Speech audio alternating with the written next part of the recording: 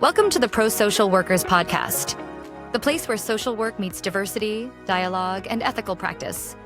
Here we offer courses that promote viewpoint and political diversity while fostering human connection. And the best part? Our content is completely free to access. For professional social workers and interested others, we provide the option to earn continuing education credits with a simple fee after listening to our episodes. Go to prosocialworkers.com to learn more. Together, we'll explore how to truly put the social back into social work. So, tune in, get inspired, and join us on this journey towards a more inclusive and connected future. Hello, and welcome to the Pro Social Podcast. My name is Matt Watson. I'm the Executive Director of Pro Social Workers. I'm joined by my co-founder of Pro Social Workers, Xander Kaag, and our guest presenter today, Nicole Runyon, licensed master social worker from Michigan. And she's going to present to us and talk a little bit about the secret to raising resilient, confident, and independent children in the next generation. Welcome, Nicole. Thank you. Thank you for having me. I'm excited to be here with both you and Xander. Well, that's great. So, Nicole, tell us a little bit about yourself. So I am a psychotherapist and actually psychotherapist turned parent coach.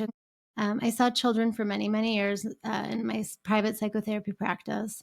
And what I've come to realize was that so many of the issues that I was seeing in children, their mental health symptoms, their behavioral symptoms, were really a result of current parenting practices, early and often use of technology that was infiltrating their development. And what I really want to do is educate parents and help parents know just what is affecting their children, how it's affecting them, and what they can do about it. And then we will see a lot less mental health issues in our children. And so what I have for you today is a presentation on child development and how children aren't really getting what they need when they need it throughout their development. And again, what parents can do about it, because parents are way more influential than they realize. And they have a lot of power. And it's actually not as complicated as we might think. That sounds great. That's wonderful. This sounds like a very practical, what parents can actually do, very pro-social, very proactive. So this seems like it fits in nice with what we're trying to do. Xander, tell me a little bit about how you crossed paths with Nicole. I believe Nicole posted something on LinkedIn that drew my attention. And so I reached out to her to invite her onto my podcast, the Third Space podcast on Substack. And so we've already done that podcast. And I immediately thought, I should talk to Matt about maybe having Nicole come on and do a course for us. So I'm really excited about it. Hopefully, Nicole, you're also going to talk about your new book, Free to Fly. And I definitely have some questions that I've already written down that might be completely off this topic, but hopefully not, because I'm really interested in some of the work that you're doing with your parent coaching in particular. But that's how we met. We met through LinkedIn, which has been for me one of the best networking platforms for about 15 years now. So it's great. Great. Well, very good. Well, Nicole, take it away. Tell us, share with us what you have in mind here. Great. So I always start with a story.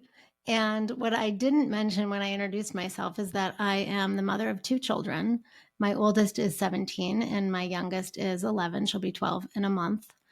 And I'd start with a story about my son who is towering over me. And I have this memory I'll never forget when he was 2. And my brother came over with a gift. And the gift was a chair with his name on it, with my son's name on it. So it was a little blue cloth chair, very cozy, very comfortable, just the right size for a 2-year-old. And it said Oliver. And my brother is one that likes to challenge everybody he comes into contact with. So he decides to sit in the Oliver chair. And of course, as a 2-year-old, Oliver starts to get dysregulated and he's getting upset and it looks like he's about to have a tantrum. And meanwhile, this is my first child. I'm a new mother. I wanted to avoid tantrums at all costs. They made me uncomfortable. And I'm giving my brother death stares. Like, what are you doing to me?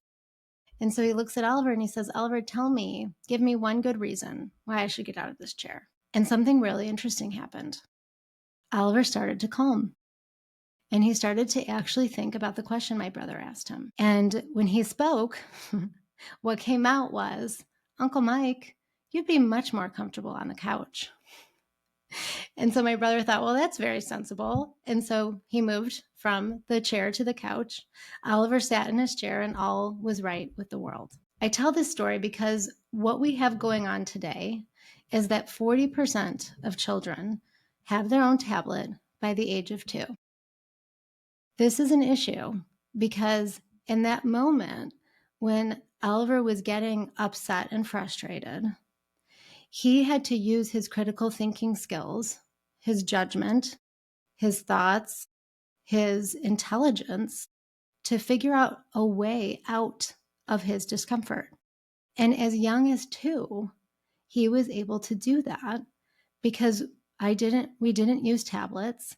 We didn't avoid meltdowns or tantrums or big feelings. We allowed for it. And as uncomfortable as that was for me as a parent, I didn't want to distract from that. And I didn't think it was right to give him a device that increased dopamine just to make it more convenient for me and make my life easier. But what we're experiencing today with our children is what I call the 3Ds: disorder, dysfunction, and disconnection. And we call this current cohort of kids the I generation or the internet generation. They're comprised of 2 groups of generations: Gen Z, which was born from 1997 to 2012, and Gen Alpha, which is 2013 to present. And they are kind of clumped into this I generation culture because, of course, they are the first generation to be growing up with early and often tech use. I think, millennials, I'm at the tail end of Gen X. Some of us had tech in our childhoods, but not like Gen Z and Gen Alpha.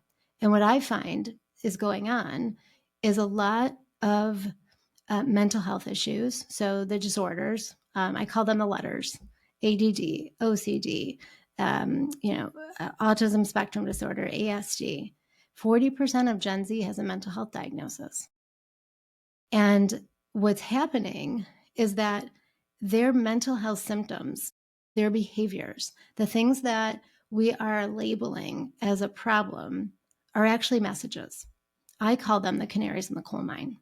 They are trying to tell us something with their symptoms and with their behaviors. And what we're doing is putting them in a mental health system that frankly isn't working for them because the treatment is designed for actual real mental health issues, not reactions to non-traumatic environments.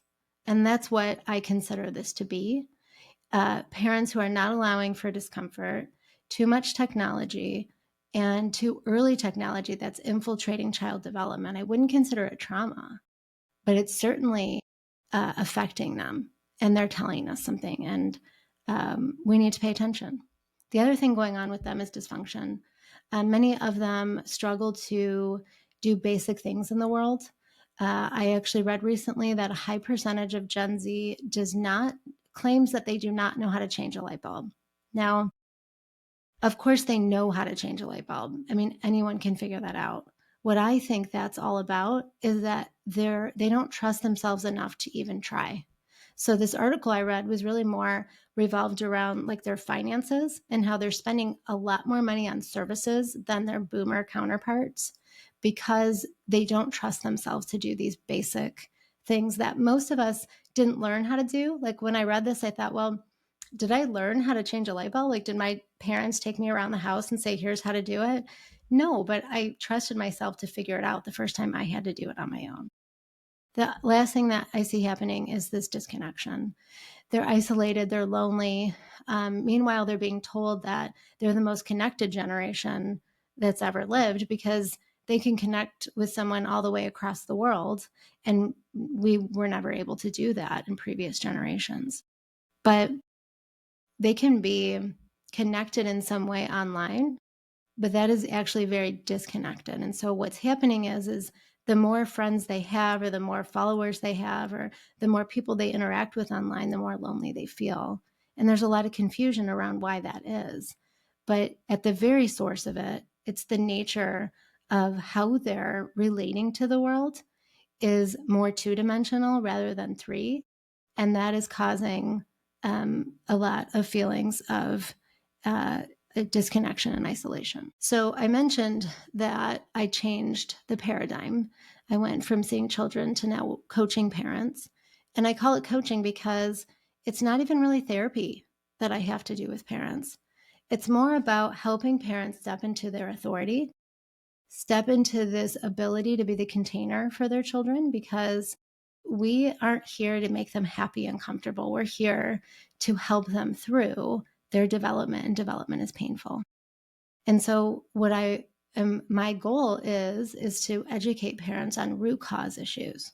We're going to go over 2 of those issues today in the event of time. But in my book, Free to Fly, The Secret to Fostering Independence in the Next Generation, I go over all of the root causes that I have discovered along the way in my practice. And there'll be a chance at the end to learn more about that. Another Oliver story. When he was 4 years old, I became pregnant with his younger sister. And so by the time she was born, he was 5. And I remember when I was pregnant, I had a moment of panic because he was an only child, and it was me and him. I mean, we were together all the time. My husband was working a lot. He worked nights and weekends. And I had realized I'd done a lot for Oliver. Like, I was still getting him dressed, and I was still, tying his shoes and doing things that he really should have been doing more on his own, or at least learning how to do. And I panicked because I thought, oh, I'm going to have another baby. I need to get this kid ready for me being busy with another baby. And frankly, he needs to learn how to do these things anyway. So I started to teach him these things: how to shower himself, how to wipe his bottom after he went to the bathroom, and finally, how to tie his shoes. Now, he responded pretty well to most things, but for some reason, he was not having tying his shoes, did not want to do it, refused. And so, knowing him, I knew he was a master negotiator. And so I made him a deal. I said, listen, if you learn how to tie your shoes, and I explained to him why, and I'm going to explain to you why, because it's very important, then I will buy you the Velcro shoes. You don't have to tie your shoes all the time, but you have to learn. And so he agreed. Well, one day he was with my dad. Well, Grandpa always says yes, right? That's what grandparents do. And so he saw an opportunity, and he asked my dad for Velcro shoes. And of course, my dad bought the Velcro shoes because he didn't know about the deal I made with Oliver. Well, Oliver came home with the Velcro shoes, and I wasn't very happy. We marched right back up to the store. We took him back, and he eventually had to learn how to tie his shoes. Why? Because at that age, children are in the developmental phase of autonomy and independence. This is from 3 to 5. And the bones in their hands don't fully fuse together until they're 6. So their fine motor is literally still developing. It's not fully developed, but it's still developing. And they need fine motor tasks to get those bones to develop. And they also need the tasks of frustration, a task challenging enough to make them frustrated, to make it hard, to make them have to contend with something, work through it, and get to the other side of it. And that resolves that social emotional stage of autonomy and independence, because they can feel good about doing something on their own. Discomfort is an indicator that your kids are learning something you never had the chance to learn. It's very important for us parents to manage ourselves and our own wounds and maybe unresolved stuff from our childhoods to allow for our children to be uncomfortable. And it's always going to be a struggle for parents, but it's important. It's an important skill that they need to learn how to have that agency and trust in themselves and develop their sense of independence. So child development works like the rungs of a ladder. It builds, each stage builds on the one before it. And if we're missing a rung, or there's like a fractured rung, 1 or 2, not a big deal. Nothing's going to be perfect. Every child is going to have something in their childhood that's a little bit rocky and something to work through. But what's happening to today's children that I saw in my practice was they were missing too many rungs, and maturity wasn't happening. Because if we're missing too many rungs, we cannot possibly get to the stage that we are, even if we're the correct age. This is a framework that I developed to explain the 4 parts of child development. And what that is the idea that children develop very intricately. And it's not just, they don't just develop physically or brain wise or social emotional wise. It's all connected and together. And the very first part of that is movement, even in infancy. So you think of the primitive reflexes, the moral reflex or the rooting reflex, where you touch the side of their mouth and they're looking for food. These are all body reflexes that they are communicating to their caregivers for survival. And what's happening is from day one, their movement is being restricted.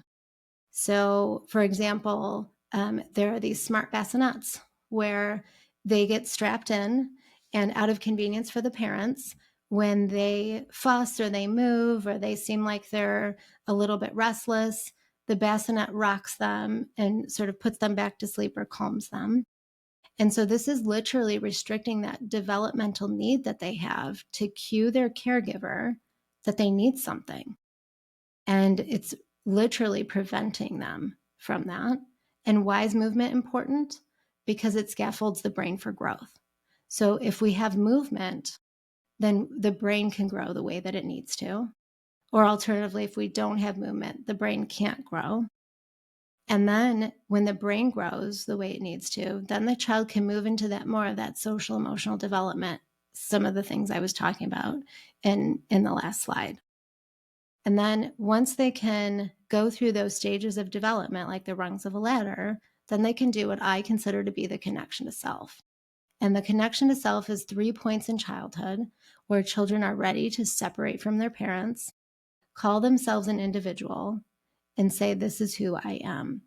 And these are really important, critical periods that parents need to understand so that they can foster that independence and they can kind of step back just as much as they need to and be there and be the container for what kids need in those stages. And we're going to talk about that. So this is the idea of what kids need in terms of their physical movement. And they need for both of their ears to work together to process auditory information to the brain. They need for both of their eyes to process visual information to the brain. And their bodies need to be able to cross the midline. So what that means is the right side of the body needs to cross the left and vice versa. And that helps both hemispheres of the brain to work together to process information. It's called sensory motor integration. And young kids, middle-aged kids, older kids, even us adults, we get this sensory motor integration through movement. So babies need to crawl, they need to walk, they need to run, they need to jump, they need to climb, and use all of their body ability to have this develop. If they don't do that, then they have sensory motor issues and they need something like occupational therapy or physical therapy. And we're seeing a lot of kids that are entering into needing those services with no root in anything medical, very similar to what I was experiencing as a private practice therapist and the mental health issues. Occupational therapists, physical therapists, and even speech therapists are reporting that there is a huge influx of these kids with these needs with no root in anything medical. So remember, if babies and children and kids have movement, then that scaffolds their brain for growth. And this is a very old school way of looking at brain development. This was formulated by Jean Piaget, and this is his idea of how children's brains develop. So essentially between birth and 2 years, this is when babies are very sensory motor. So they understand the world through senses. This is when they're crawling and they're walking and they're grabbing at things and they're putting it in their mouth. And they're very visual and they need to see things. And this is how they learn. So this is a great time to allow for babies to have free reign to move. And outside is a great place to do that. And so many of our young kids and children today are not getting outside nearly enough because of a life built around technology. The next phase of brain development is between 2 and 7, and this is pre-operational. So this is where they understand the world through language and mental images. A great time to read books to them, to do art, to color, to do crafts, to be able to, for them to relate to a creative world, because their imaginations are going wild during this time. And we really want to give them those opportunities to have those parts of the brain develop, because 90% of brain development happens before 6. And that's everything except for executive functioning. Executive functioning doesn't fully develop until 25. So the next phase is concrete operational between 7 and 12. And this is where they understand the world through logical thinking in categories. So this is when kids start to get consciousness around the world in a different way. They start to be fearful of things because they see that, running in the street could get you hit by a car. Prior to 7, it's a little bit harder for them to conceptualize that. And after 12 is formal operational. This is where great time to teach science experiments and math problems and story problems, because this is how they start to develop their hypothetical thinking and scientific reasoning. And all of these processes need to happen without distraction. And we really want to give kids the opportunity to get to the other side of challenges, because these are all growing opportunities. So there are stages of psychosocial development, and this is based on Erik Erikson's psychosocial development stages. And we're going to go over this in the concept of, remember, when movement happens, they get to develop naturally. Their brain is able to grow the way that it needs to. Then they can move into these phases. And not to say that it's going to be perfect or there's not going to be hiccups, but they're more likely to get through this with that foundational need to kind of move forward. So the first stage is attachment and trust. And this is from 0 to 18 months. This is when babies' needs need to be met. So they cry, parent responds. Now, we have an interesting culture right now where we feel that babies need to self-soothe and cry themselves to sleep. And this is something they need to learn. But then that same parenting philosophy gets flipped when the kids get older, and we need to keep them happy and comfortable and not let them self-soothe. And if they do have feelings, we call it anxiety or depression, and we pathologize it and we treat it in the mental health system. So I think it's the opposite. I think that babies do not self-soothe. That's absurd. Babies are in the attachment phase of development. So when they cry, their need needs to be met, because that's what builds trust in their caregiver. Why is trust important? Because it cues the nervous system for safety. If we let babies cry it out, then we're literally putting them in a fight or flight or threatening survival situation in their nervous system. This sets them up for literally life. We wonder why we have so much anxiety in our young kids. This is because foundationally, we're expecting babies to cry themselves to sleep, and it's incredibly inappropriate. And so if we have this foundational feeling of safety and trust in our babies, then they can move into the next phase of development, which is will and authority. This is 18 months to 3. And this is traditionally the terrible twos, right? Everybody says, oh, this is the hardest time because they're melting down and they're tantruming and it's really hard for parents. Well, that's necessary, because this actually is the first phase of development where children are separating from their parents. 2 is a very important time for parents to do 2 things. Allow for their children to respect their boundaries and for their children to communicate their boundaries and be respected. What does that look like at 2? Do it by myself. So there's no and there's do it by myself. Parents need to allow, within reason and within safety confines, for 2-year-olds to try to attempt to do things by themselves, like get themselves dressed or put their shoes on. Now, this is going to take a long time because remember, 2-year-olds, their fine motor skills aren't good, right? They're going to get frustrated, and this is not convenient for parents. And this is where parents, I think, really struggle because they want the convenience. And so they do the things for their 2-year-olds. And then we have older kids who aren't doing things for themselves because foundationally they didn't get that. So that's respecting their boundaries. But they also need to respect your parental boundary. And this is really where parents go wrong right now, is they're scared of that. Because when you say no as the parent for a 2-year-old, it's literally because of their safety. No, you cannot run in the street. And it's important that they know that we can contain their feelings and we can deal with the meltdown for their own good.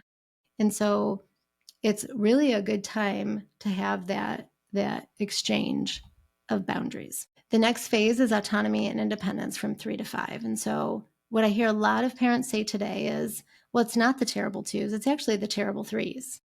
That's because 2 isn't going very well. So the kids are carrying in to 3, 4, and 5 with the meltdowns, with the need for control, with the digging their heels in because they didn't get what they needed earlier. And what they need from 3 to 5 is like I talked about earlier, which is that autonomy and independence. There's so much separation anxiety in this age range. You know, it's that quintessential drop them off at preschool and they cry and mom and dad are beside themselves and they have a bad day because they feel really guilty. They're crying because they don't have enough independence. They don't have enough of a feeling that they're capable to do things on their own without caregiver when they're at school. So tying shoes is a big one, right? Because if I can't tie my shoes and my teacher has all these other kids to take care of, she's not going to stop and help me. And then what? And then the panic sets in. So it's a really important time to allow for kids to have that. Now, these are simple things parents can do, like get your toddlers and your preschoolers on a step stool in the kitchen and have them pour and mix while you're cooking or baking. And this is a really good way to build their sense of capability and agency. And it's fun. And it's not something they have to like contend with or work through or tolerate because their development is so hard in this time. The next phase is confidence building. So this is from 5 to 12. We in our culture think confidence building is all about awards and trophies and good grades and accolades. And so what we're doing is we're giving everybody a trophy because we don't want to hurt anyone's feelings and we think that's going to make our kids feel good. That's not how we build confidence. How we build confidence is coming up with challenging tasks, going through it, going through the hard, getting to the other side, and getting that sense of agency. Next phase is between 12 and 18. This is the beginning of identity development. You know, middle school is always a little wobbly, right? It's a tough time for every kid. And it's tough because it's the very beginning of I'm trying to figure out who I am. And so what that looks like is a toddler learning how to walk. They're going to get up, they're going to fall down, and there's going to be a struggle. And what's happening to our middle schoolers today is the influx of social media during this time when they're already so uncertain of themselves. And then they're comparing themselves to, frankly, a very unrealistic expectation because there's filters and there's, AI to make the graphics look absolutely perfect. And there's people hanging out without you. And so you internalize that as well. I wasn't good enough to be invited to the party. And there's all kinds of, infiltration all day, all night of this messaging that I'm not good enough. And so this identity development is really getting wonky for these kids today. And this really it goes for 6 years. So it's a big time. And it's important that we allow for this phase of development to happen without the distraction, that the grown-ups in these kids' lives can hold the space for all the feelings and all the things without pathologizing them, without, outsourcing it because it's so uncomfortable. Lastly, between 18 and 25 is intimacy versus isolation. So this is where they're starting to get deeper into relationships, starting to get more connected and kind of intimate. They learn how to work through some of those bigger conflict issues that adults have to go through. They go into the workforce and they have to deal with coworkers and potentially bosses that are difficult. And we know that our current young adults are really struggling out in the world. Gen Z is, not only having mental health issues, but physically unhealthy. They are calling into work sick more often than not. Their employers are firing them or not even wanting to hire them because they're not even really showing up. And when they do show up, they're not functioning very well. And what happens in this time developmentally is this loss of imagination and wonder and curiosity and excitement. And it becomes kind of like they become disillusioned. Like, is this all there is? I was told that this life was going to be amazing. And this isn't as great as I thought it was going to be. And they start to get jaded and apathetic and kind of, internalize that like nihilistic and life is terrible and what's the point? I heard that a lot in my practice when I was seeing this age range. And what we need to do for them is help them understand that magic and wonder is still very much alive all throughout your life, but it looks different. It's not like it was when you were a kid. It's not magical, but it can be. You have to be the one to make that happen. And our current young adults are really struggling trying to make that happen because they don't know how. They didn't have the tools. They weren't given the tools. This is the 3 critical periods of individuation, or what I would consider the connection to self. Because when we allow a child to separate from their parents emotionally and get to the other side of that developmental stage, then that makes them that much more connected to themselves. And when we are connected to ourselves, we can connect to the outside world better. And we don't feel isolated and lonely. And the only people that we feel connected to are online. So we talked about 2. The next phase is what's called the 9-year change. And this is a time where a 9-year-old develops a consciousness around themselves as an individual outside of the family. And while a 2-year-old is starting to individuate, they still see their parents or their family as the center of their world. A 9-year-old is all of a sudden looking outside of that. Friends become more important. They want to please their teachers. They start to engage in extracurricular activities. They start to want to please their coaches and get, and win awards and, get recognition and attention for that.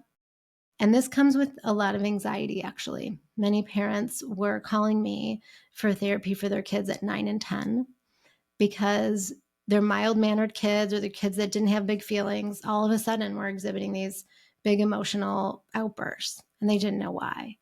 And that's actually quite normal at 9. And it's really a time for parents to allow for independence. That's actually the antidote for the anxiety in this phase of development. A 9-year-old on a bike is the best combination. This is a great time for parents to allow them to get out in the world on their own, unsupervised. And as we know today, we have a real fear of that because we think it's not safe as a culture. And this is very much hindering our children from gaining that independence that they need and resolving that anxiety. Because inside, during the 9-year change, is a crisis. It's a crisis of, I don't want to grow up, or I'm a little scared to grow up. And so if you give them those opportunities to feel good about growing up and to trust themselves out in the world without you and to navigate things and, to explore and discover, and they come back and they say, wow, like, look what I just learned. It makes them then resolve this feeling of, I don't want to grow up, because growing up can actually be exciting. And then finally at 16, in some states, I know 16-year-olds aren't eligible for their driver's licenses, but in many states they are. In my state, they are. And I will say the kids that I was seeing in my practice who were eligible, whose parents had the means to get them driver's training and either bought them a car or allowed them to borrow their cars, the kids were not getting their licenses. And this is a very important time, because this is the last phase where kids say, yeah, I'm ready to separate from my family, and I'm ready to go out in the world. In times prior to modernization, they did go out in the world at this age, and they're ready emotionally, but our culture doesn't allow for that, because they need to finish high school, perhaps go to college. And so what we really want to be doing is allowing for any kind of big independence, like driving. And there's a lot of fear around that, not just from the kids, but from the parents too. I hear from a lot of parents that say, well, they're not ready and it's too young, and that's really scary. And I think that this is another opportunity for parents to be uncomfortable, because yes, it's scary. I have a 17-year-old. I know. I've spent the last year not sleeping, especially at night when he's out. But that's my sacrifice to make as a parent. And I think it's important that we allow for that. And I also don't agree with tracking, because again, this creates this kind of hovering, and I don't trust you. And they need to be accountable for themselves when they're not home. This is an important skill. When you're in a relationship with someone, like your parents are sort of your first relationship, then you're accountable to them. And if you're not where you say you're going to be, then you need to explain yourself, and you need to own that. And if we track them, that lesson gets lost on them.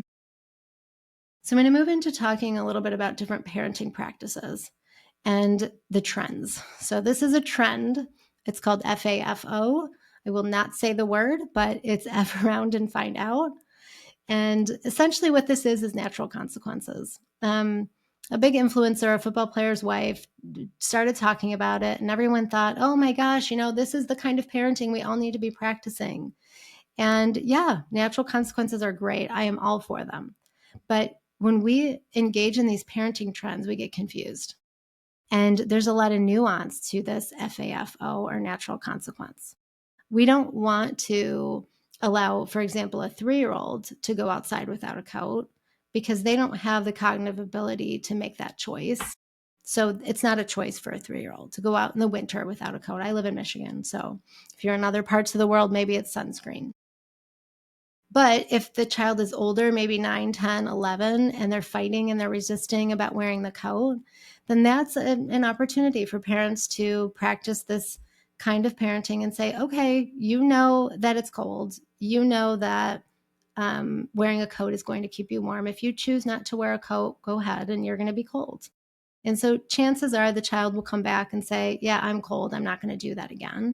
And that's a good way for the child to learn, and a good way for the parent and child to not have to have that conflict and that source of contention, because kids, as they get older, don't want to learn from their parents. They prefer to learn from the world or from other adults.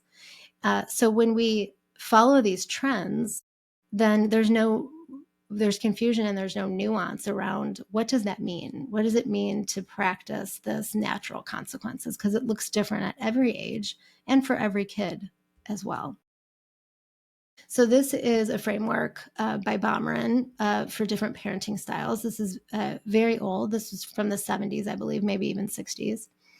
And there are 4 types: authoritarian, authoritative, permissive, or what now we call gentle parenting, or neglectful.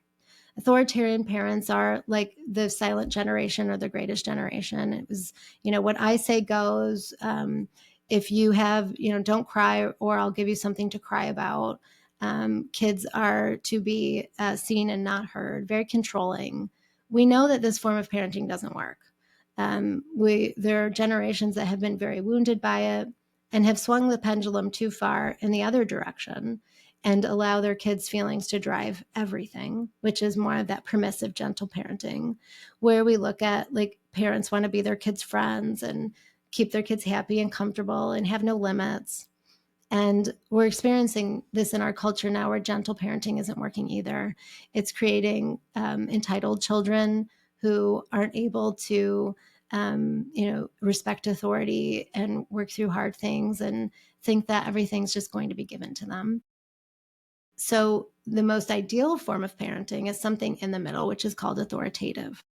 High expectations and discipline, firm boundaries and rules, but high love as well. And what that means is we want to be concerned about their feelings. We want to consider that like that's really important and that matters, but we can't let that drive our parenting. So we validate it and we understand it and we listen. But on the other side, we need them to be in the confines of our boundaries and our rules. And the final form of parenting is neglectful, which is no supervision, doesn't meet the child's needs, in a lot of ways very abusive. And so we have a lot of polarizing in our culture. It's like this or that, or one way or that way. And I very much advocate for that authoritative parenting where there's something in the middle. Parents are the leaders and they have to model discipline and strong boundaries. Discipline, I think, is misconstrued. I think when we hear it, we think of corporal punishment and hitting and yelling and abusive behavior. And that's not what discipline is at all. It's rooted in love. It's rooted in leadership. And it's this concept that we as the disciplinarians have to make ourselves uncomfortable, just like leaders do. And we want to allow for our kids to go through those phases of development, and that's going to be hard. And we need to, a lot of times, get out of the way and allow for that. I grew up in a culture where parents were considered to be sacrificial. My family's Lebanese, and they're very generous. They're people who give everything to their families. Family is the most important thing. And so for me, this concept is rooted in my culture.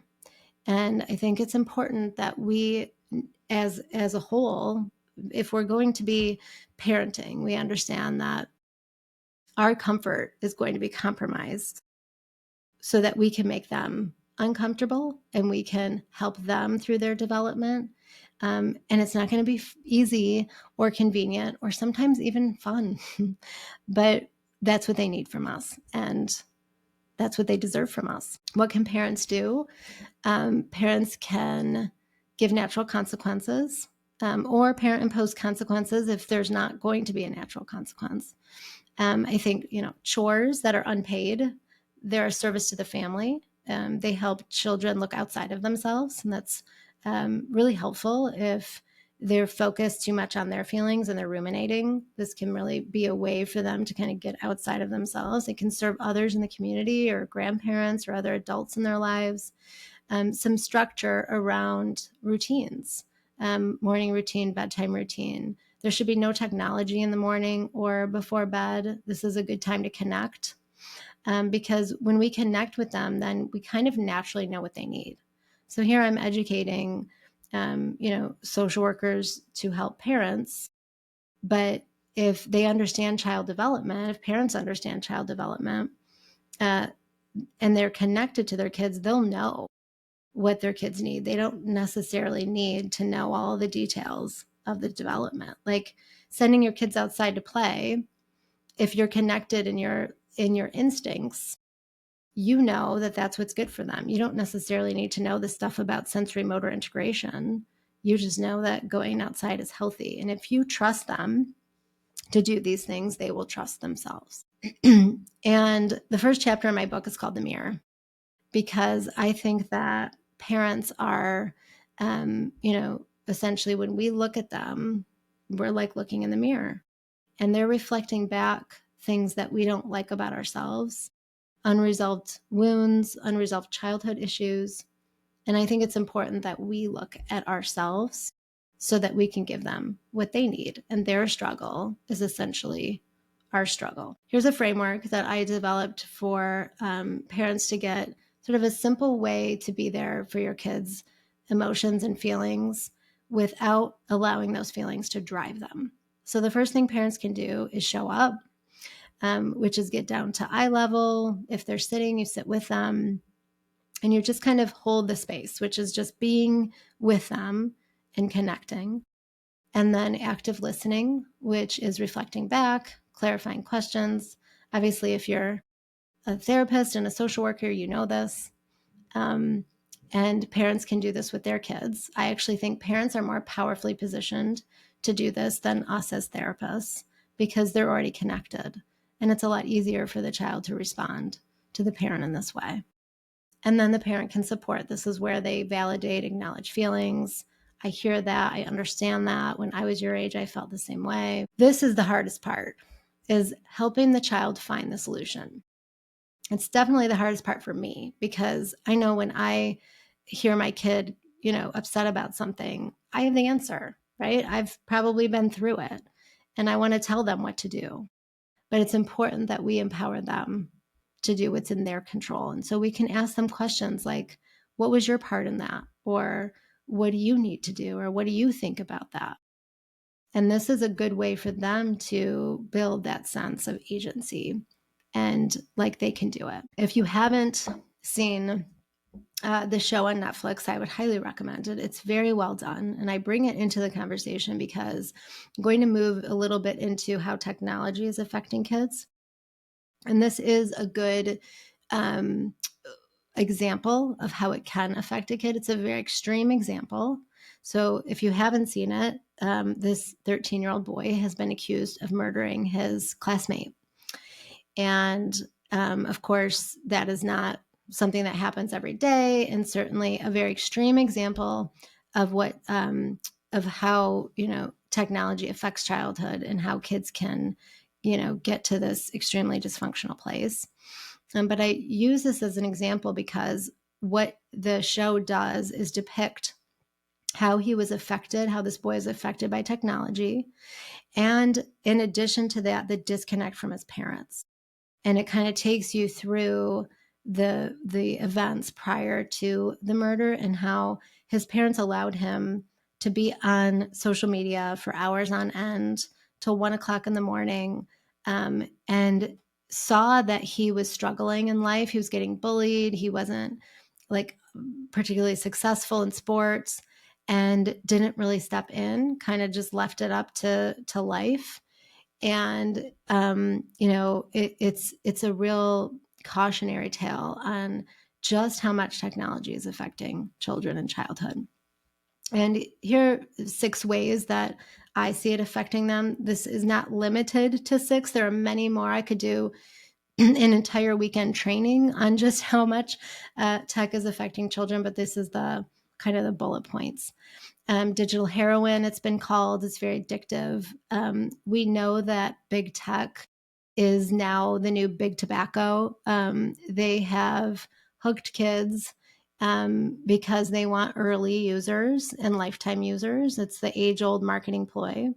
The algorithm is very powerful, as we all likely know.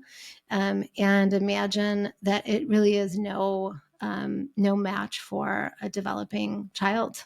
It feeds them exactly what they want, exactly when they want it. It's pushing mental illness content, even when they don't want it.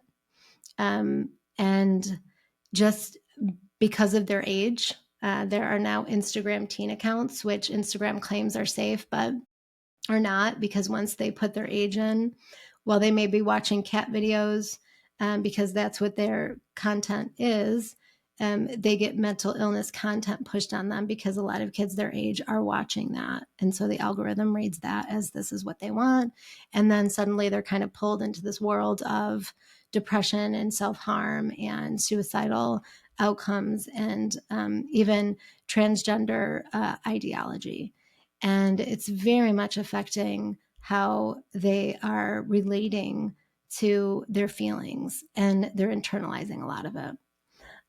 They're getting unfettered access to what is considered to be child apps like Roblox. And Roblox, there was a research study done by Heidelberg Research a couple of years ago that stated that Roblox is a pedophile hellscape. This is where pedophiles are. They're grooming kids. They know kids are on there unsupervised, and they are using that as an opportunity. And parents, a lot of times I hear from them, they say, well, we've talked to them about this, or we monitor it, or we have parental controls. And, I advocate for not allowing it at all, because our kids are smarter than us when it comes to tech. They know how to get around all your controls. They don't always listen to you when you tell them what to do. And they're also very impulsive. And one thing that we need to remember about tech too is, of course, the content is something we should be concerned about, but what are they not doing in the real world because they're on the tech? And I know we talked a lot about those developmental milestones, and that's what they're not doing. It's infiltrating their development, and it's causing those mental health issues and even the physical health issues. AI is being used now for therapy and companionship. I just learned that ChatGPT's number one function is for therapy, and the competition for Meta is human interaction, and they're coming for it, and it's very powerful. And we really need to be aware of just how much our children are disconnecting, not just from themselves, but from their parents and their families overall, and their communities. Kids as young as 8 have been exposed to pornography accidentally. A high percentage of them come into contact with it just because it's being fed to them. Ads are not subject to age limits. So there will be ads for, AI girlfriends, and there will be a nude woman on the ad, and that can come up on any child app. In fact, it came up on Geometry Dash for a child in California. Jonathan Haidt talks about how we are protecting children in the real world and underprotecting them online. We're overprotecting them in the real world. And no truer statement has ever been made.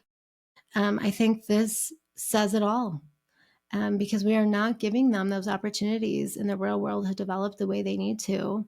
And then we're giving them unfettered access online as if being unsupervised is okay, because we think that's what's safe.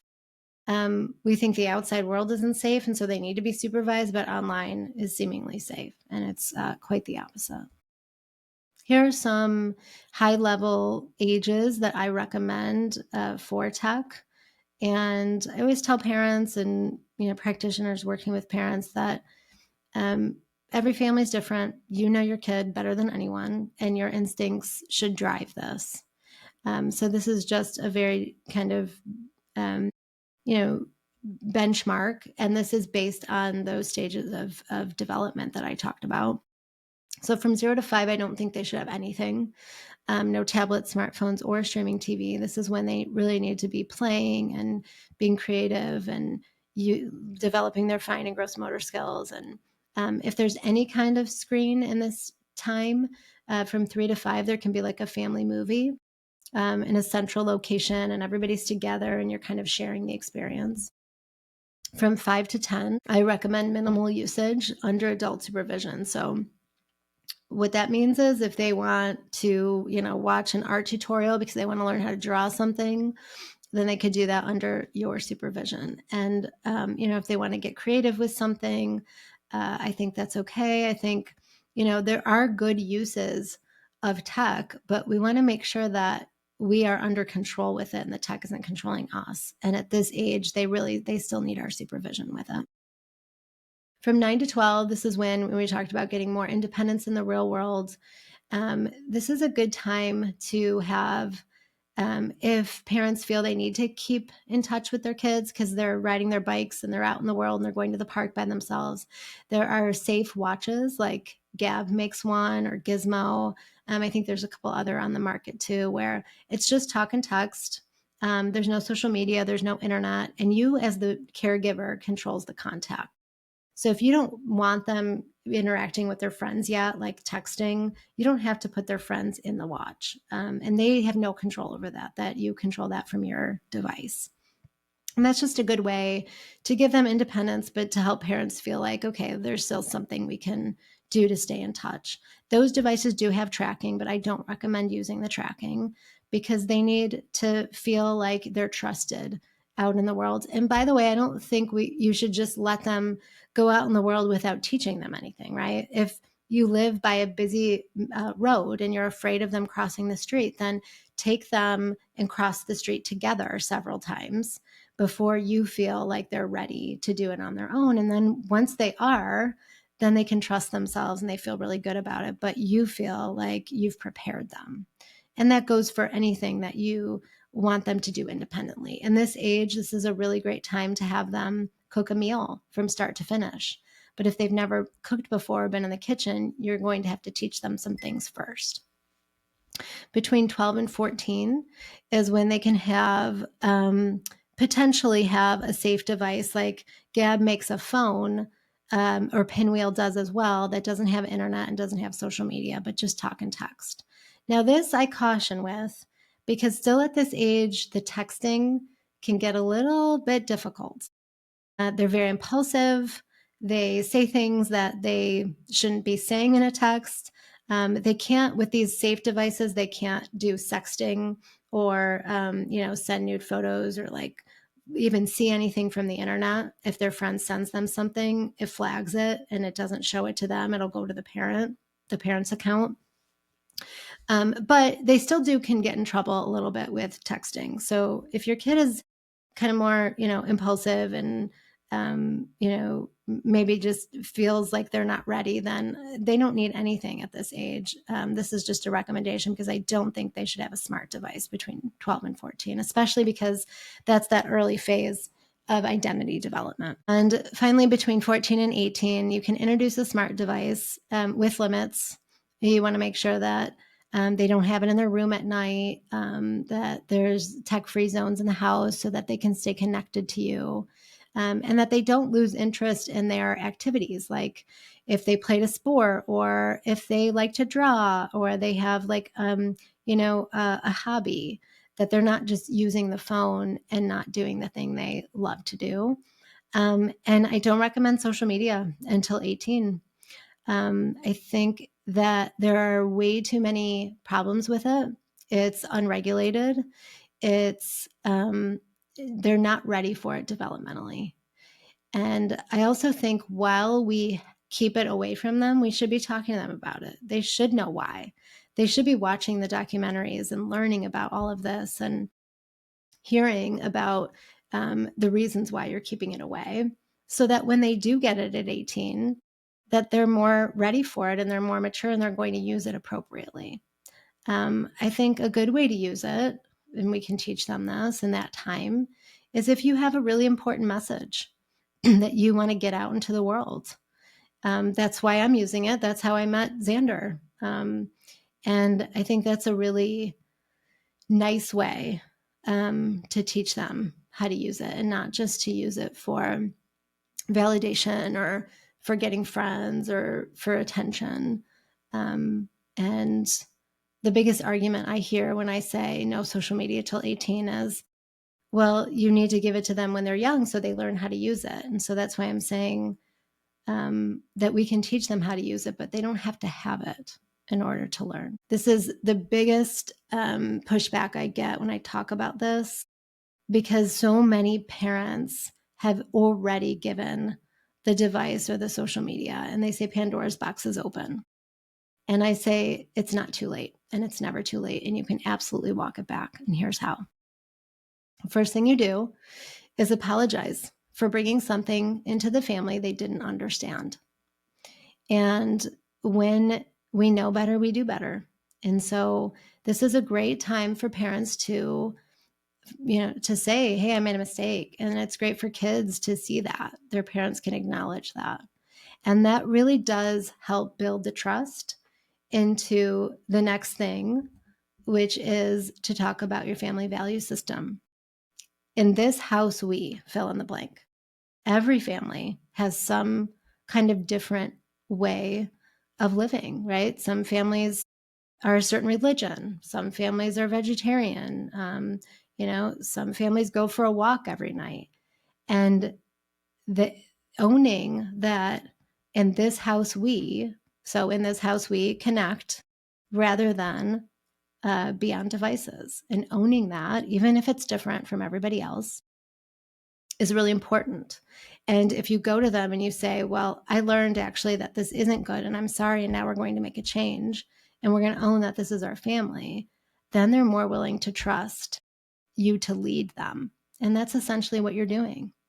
And you're not just following. The third thing is help them fill up in the real world. So remember, when they're on devices, they're not doing things in the real world and they're missing parts of their development. And so if we're connected with them, then we know what's missing and we know what they need, and we can fill them up. And so that comes in the form of connecting as a family, connecting in the community, and finding things that they enjoy doing and doing them. Oftentimes they'll say, well, I don't want to do anything. They're probably angry, they're depressed, they don't have the phone, or they have limits now, or they're not on social media anymore and they once were. And my suggestion is that parents tell their kids, you have to do something. You can choose, but it's not a choice to do something.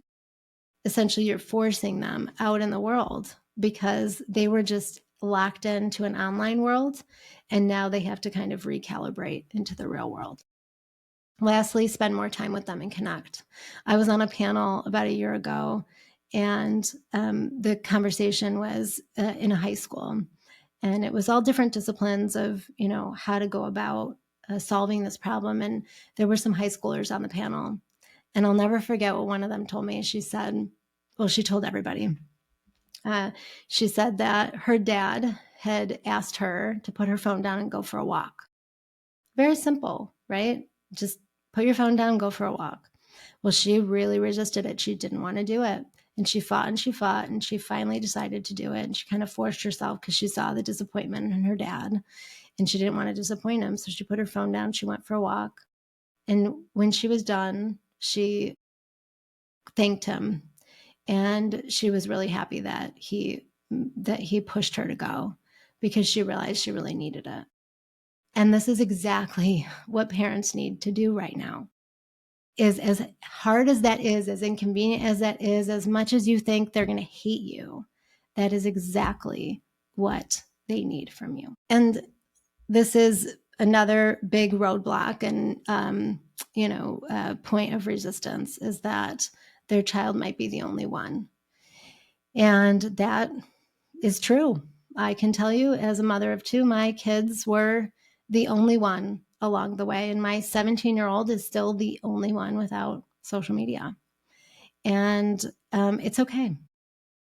It's okay for them to be disappointed. It's okay for them to be angry. It's okay for them to hurt, because technology is here to stay. But so are we as human beings. And us parents are the container for that. And we need to give them that. Real growth happens through challenge, not through comfort. Real strength develops through struggle, not through avoidance. And that is exactly what I'm advocating for. That if we want to get to the other side of this, we have to be willing to go through it and not avoid it, and not throw our hands up and say, this is what everyone else is doing. And we need to be the leaders here, not the followers. So I know I talked about my book and an opportunity to get to know it a little bit. This QR code will take you to the bonus material in my book. Right now, the only way to get that is to buy the book. But because you were here today, this is a special gift for you. One of the really cool things in the bonus material is a 9-page PDF. And it lists activities that children can do independently at different ages. So we talked about independence in those developmental phases. And so at every age from 0 to 25, it talks about what parents can do to give their children independence, like very specific examples, including chores, like what kind of chores are age appropriate. And so I hope you enjoy that. And thank you again for having me. This has been lovely. All right. Well, thank you, Nicole. Appreciate that presentation and what you shared with us about parenting. That was very timely. Xander, did you say you had a question or some questions? I do. Well, first, I want to second what Matt was saying, expressing appreciation for you just doing this course. I'm not a parent, so you two are parents. I'm not a parent. And I've also never worked with children as a social worker. So this is not something that I was very familiar with outside of my own reading and my own growing up. And one of the things that struck me was that I grew up in a family, or in a home at least, where I had an authoritative parent. I was raised by my father, who was a single parent, immigrant from Mexico. And I think, he had a very particular way of parenting that, it at the time I thought, he's just letting me do whatever I want. But I think what was happening is he was showing me that he trusted me, and I learned to trust myself, because I don't have any problems with these kinds of things now. And so I really appreciate, the ability to see it in this framework and go, oh, it kind of makes sense. Because when you live through it, or even when you're doing it as a parent, I would imagine you don't really know what the outcome is going to be. Right? It's like your 17-year-old son without social media. When he's 37, it's going to be really interesting to have conversations with him about how that was and how it impacted him, because you're not going to know, right, for years to come. The question that I really wanted to ask you is, what are some of the most common issues that parents come to you with for your parent coaching services? What are they seeing? What are they hearing? What are they struggling with the most that they come to you for? So what they say is that they're struggling with behavior, with kids listening. A lot of kids are having meltdowns. They're not successful in school. They have a lot of anxiety. And parents kind of feel like, well, I don't know what to do, and what's at the source of that. So that's the pain. But the actual problem is that everyone is in a fight or flight kind of threatening survival situation, even just physiologically, right? Like life right now is very overstimulating between the tech and the ultra processed high sugary foods that cause inflammation, the lack of exposure to nature. And so this is making everybody kind of discombobulated, including the parents, not just the kids. The kids are going to be more sensitive to that. And so that's where the parents come to me with like all these issues. But ultimately, what's at the source of that is a lack of connection and a lack of a feeling of safety inside. And that doesn't mean trauma. I know, we talk a lot about trauma in our culture, but it actually means that that disconnection causes the body to say this situation isn't safe. And so much of my work with parents is really about how to connect with your children and simplify life, and sort of eliminate those distractions and the things that are causing everybody to be really hurried. Parents are falling all over themselves right now to please their kids. It's, the travel sports and all the enrichment activities, and not just the time commitment, but the financial commitment. It's burning parents out. It's exhausting. And so a lot of times I'll say to parents, what can you, this season, because every season the activities change, what can you take off your plate? And that often is really hard for them to look at, like, well, we can't stop doing hockey. That's so important. And it's like, well, okay, but it's at the expense of all these other things that you're telling me are wrong. And so, yeah, ultimately, I think it's that connection. We need to simplify life for people. Are you also doing psychoeducation with them to teach them how to work through their distress and manage their stress, so that they're able to, right? Because you were in one of your slides, you were talking about, and the first chapter of your book, right, about the self-reflection, right? And so if a parent is unable to navigate their own distress and regulate their own emotions, they're going to raise children who are not going to be able to do those things. And then that's going to become even more of a challenge for them as the kids get older and older and they're dysregulated and the parents dysregulated. I mean, that's not a good recipe for success in the family. Yep, 100%. So what tends to happen is, to give them relief, I give them some tools to help their kid through whatever it is, whether it's a kid that tends to tantrum a lot or an anxious kid or a kid that is not focused and has ADD issues. So I give them some tools to kind of like plug that hole, if you will, to give them the relief to be able to turn it on themselves. And that's the next step, inevitably. And when I started this, I thought, well, the first step is going to be, we're going to talk about the parents. We're going to talk about how, like, what's happening to them. And naturally, as I started working with them, I realized that's not where we're going to start. What they need is some stabilization first. And they're inevitably very naturally go into that next phase of looking at themselves because they get relief and they think, wow, maybe I do have more power than I think. That's great. That's great. Well, thank you. Yeah. I had one more question. And I think this is not just this issue. I think this is something that shows up in a lot of different places nowadays, which is you said something about there's an increase in the number of young people who have a mental health diagnosis. And I would imagine that a common retort to that is, well, we're just more aware now. And because we're more aware, we're identifying what's happening for children, and we're providing them with the resources and treatments that they need. What do you say to that? Yes, I hear that a lot, and I think that the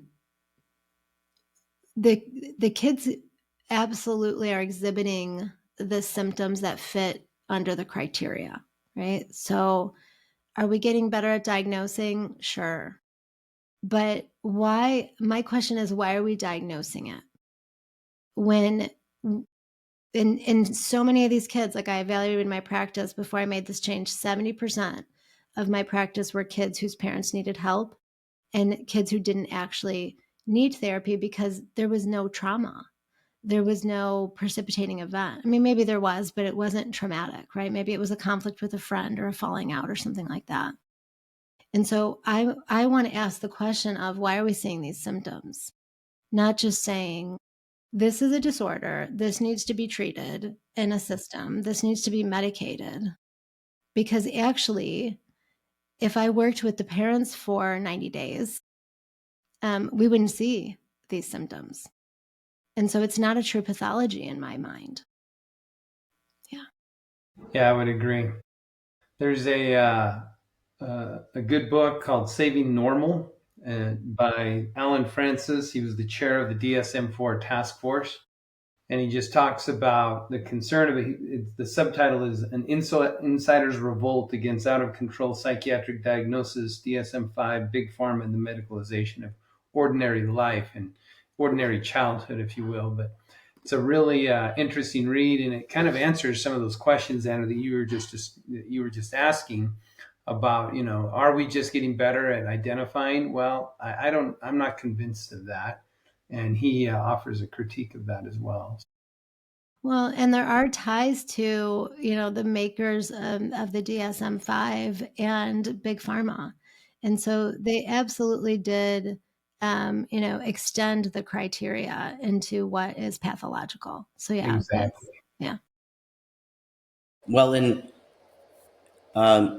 a person could be experiencing some anxiousness or maybe just nervousness that gets called anxiety, or grief or sadness that we might label as depression, right? And so I think oftentimes we, instead of just recognizing that whatever situation is happening or has occurred, grandma dies or the goldfish dies or their friend moves away, or they're going to a new school because it's now they've left kindergarten and they're in first grade, right? There's all these different, trials and tribulations. So whatever comes with it, as you were saying, there's no need to pathologize it. What I find really interesting is that, and I wonder if this is still true, but I remember hearing years ago that we don't diagnose children with a personality disorder because all children are going through identity development and learning how to cope. And so they, like all teenagers look like they have, borderline personality disorder. That, people would say things like that. But we do diagnose kids with generalized anxiety or major depressive disorder. And it's so young, right? And I think it's handicapping. I remember meeting at one time, I met I think he was around 20 years old, and he had a dog, a service dog, like an officially trained service dog. And his mother had dropped him off, at this place where I met him. And I remember asking at one point, like, what's going on for you? Like, what's the issue? And he said, oh, I have ADHD. And I was like, yeah. I'm like, well, I have ADHD. I've had it my whole life. Like, but what else? Because, you're living with your mother. You're on social security disability. You have a dog. You're not driving. I'm like, there must be something else. I'm thinking in my head. I was trying to be as nice as possible. Yeah, I wasn't in a social work role in this environment. So I was not as, I was a bit more like, what's the matter here? And it was just that. And then I was thinking, well, maybe there's just very severe kinds of ADHD that I just don't understand. But I just thought, like, a 20-year-old who was being driven around, not working, right? They're going to spend their whole life maybe thinking that they're completely disadvantaged. They have this disability. They need a dog. They need to be taken care of. They need the government to provide for them, for all of their means. I was thinking, I don't think this is a good thing. Mm-hmm. And when I talked about this on another podcast a couple of years ago, I got some people who got in touch with me, and they were very unhappy with me, saying that I was being insensitive and I was that I just didn't understand ADHD. And I was like, well, I mean, okay. But part of me is still like, that's not a good starting place. A 20-year-old has their whole life ahead of them. Are they going to spend the next, 60 more years like that? That to me is not a life worth living. Right? When you talk about the young adults who are like, what's this all for? I could imagine feeling that way if that's where I was at 20. Mm-hmm. Versus me at 20 in the military and starting my life and learning discipline and leadership and occupation, right? It's very different. Exactly. Well, thank you, Nicole and Xander, for joining us. We've had some interesting things shared with us, and certainly things that I think most parents could benefit from. So we hope that listeners and others will find this beneficial and helpful. Nicole, thanks for your time and preparation in sharing this with us. Thank you. It was great to be here. All right. Yeah, and especially the bonus materials. Thank you so much for that. Yeah, you're welcome. Thank you for joining us on this episode of the Pro-Social Workers Podcast. We're grateful to our guests for sharing their insights, and to you, our listeners, for being part of this journey. If you'd like to earn continuing education credits, don't forget to visit our website at prosocialworkers.com, where you can register, pay a fee, complete a course evaluation, and take a quick quiz. We look forward to having you with us next time as we continue to explore how we can put the social back into social work.